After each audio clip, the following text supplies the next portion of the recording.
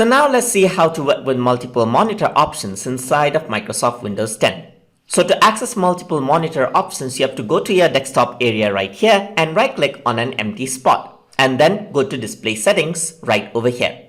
Once you go to display settings, you can see that you see two monitors right over here. One is on the left and one is on the right.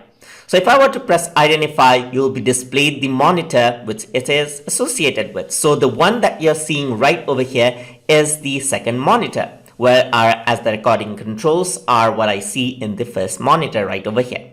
So right now, in my case, the monitor is aligned from left to right. If yours is aligned from top to bottom, you can simply drag this around onto the top and then press apply. So that whenever you drag the window, you can just drag it top to bottom. You can also drag it out like this, but in my case, it's just like this.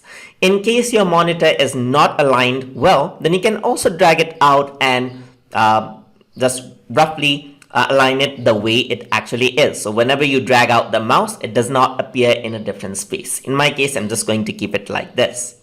So if there's another monitor that you plugged in but you're not being able to see here, you can press on detect right over here, so it'll detect another monitor over there. So in my case, I haven't connected anything else, so it's not detecting anything over there.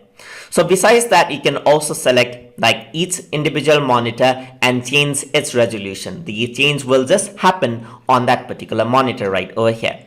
So right now, my second display is the main display right over here. So what I can also do is I can select the other display and make it my main display so that all of the controls as I see right over here and my main desktop will appear on the other monitor of my choice. So I have other option here as well so that I can duplicate the displays. I can show only on particular monitors right over here as well. In my case, I'm just going to leave it to extend these displays.